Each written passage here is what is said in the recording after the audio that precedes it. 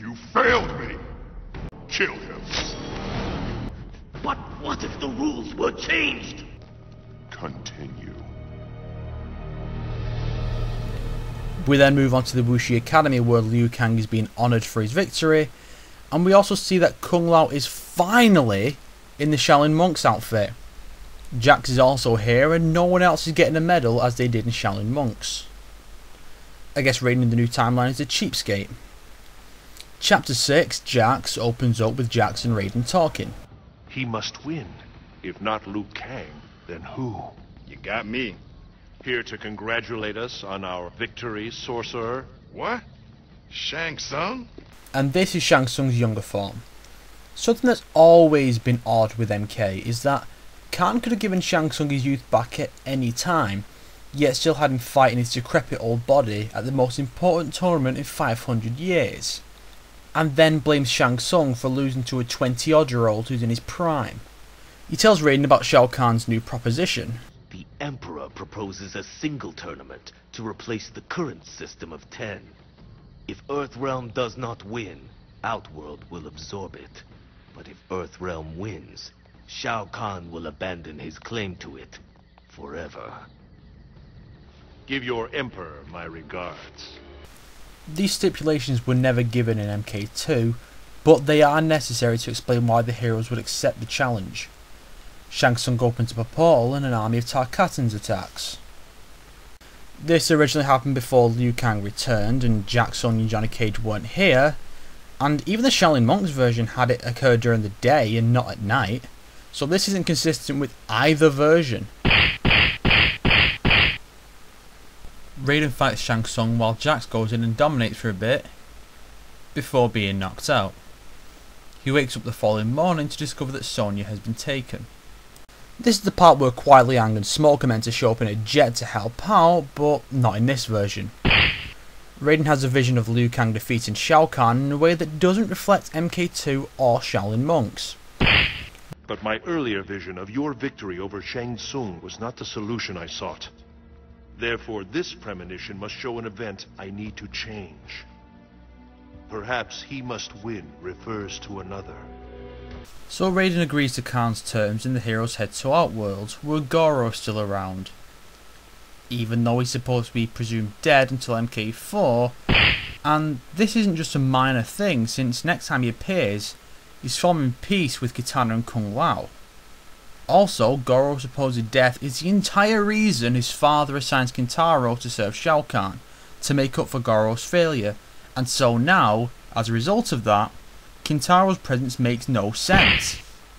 Why aren't the Kung Fu twins here helping us? I sent Liu Kang and Kung Lao to free their Shaolin masters. I expected Sonya Blade to be here with Shang Tsung. Jax isn't pleased that Sonya isn't around and barges in. He goes up against Baraka and gets in a couple of funny lines as he beats him. Damn you ugly. You shouldn't be running with those. Jax demands Sonya, but Shang Tsung leaves the scene after being given some information by Reptile. Raiden has a vision of Sonya imprisoned and set to be executed as she was in MK2, so they set off to free her. Maybe you could try for even nearer next time. Where are we? I will inform you the instant I know. I have no memory of this place. So what's the deal with you and Sonya anyway? It's not like that. I'm her CO. Honey like that under my command? Oh, You'll want to stop talking now. But if it's not like that, then you won't mind if I... That's it! Time somebody shut you the hell up! I mentioned this before, but one of the inherent weaknesses of this story system is that if they don't have enough ideas for fights, they'll just shove them in to the best of their ability, and this is a prime example. Raiden breaks it up as Jade enters, only to get knocked out by Jax. They head into the dead pool where they find Sonya being guarded by Shiva and a group of random minions. Jax goes all American Gladiators on their asses and leaves the rest to Johnny and Raiden while he fights Shiva. Jax frees Sonya and we get another class line from Johnny Cage. Thanks.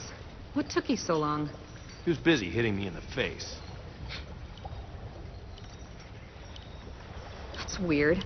I've got 2 sets of readings, heavy tech signals, both of them. We need to confront the source of each signal.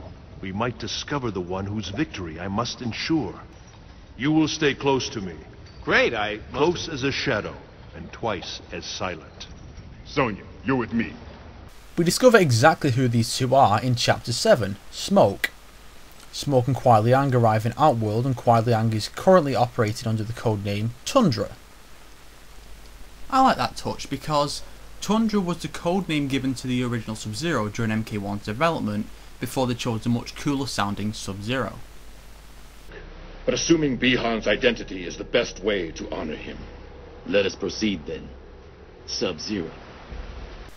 They split up to search for information on Bihan's death just as Kitana arrives on Shao Kahn's orders and Smoke takes her down. He heads into the forest where Kano is showing RPGs off to Shang Tsung. A positive is that Smoke peering out from behind the trees is a reference to him doing so in MK2. A negative is that Kano is meant to be in prison with Sonya and doesn't join Shao Kahn's forces until the end of MK3. Smoke approaches and defeats Kano. Shang Tsung takes on the form of Bihan, but he and Reptile still lose to Smoke. Sector shows up, automated, to capture Smoke, who proves to be too much to handle. A group of cyborgs attackers, Raiden and Johnny Cage, arrive. They see Smoke under attack and Raiden has a vision of Smoke's automation and saves him, prompting Sector to leave. Forgive me, but if Sector was searching for me, he is hunting Sub-Zero as well. The Grand Master intends to turn every Lin Kuei into a cyborg. My friend is in danger. The tournament. I have a feeling your friend will be there. And indeed he is, in Chapter 8, Sub-Zero. Sub-Zero is attacked by Cyrax and is shocked to learn of his automation. Cyrax! I am Lin Kuei Unit LK4D4. You will come with me. I'm sorry for what they did to you, but I will not comply. Sonya and Jax show up and Sub-Zero explains why he's here. I am not the Sub-Zero you speak of. He was my brother. I am only here to learn Sub-Zero's fate. He was killed by someone named Scorpion. Where would I find him? Try the Colosseum. That's where... Ermac. Gotcha! Jax attacks Ermac only to have his arms explode.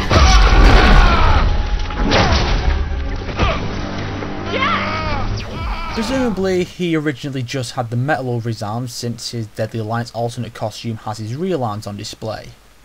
So I'm gonna count that one. Sub-Zero engages Ermac in the toughest fight you have against him in the entire story, since Liu Kang and the other characters you fight him as have much better movesets than Sub-Zero. Sonya asks Sub-Zero to help, but he has other business to finish, but tells her about a portal back to Earthrealm as he leaves for the Colosseum. He arrives while Kitana fights some random generic opponent, but remembers Liu Kang showing her mercy and she can't finish him. So Kahn does it.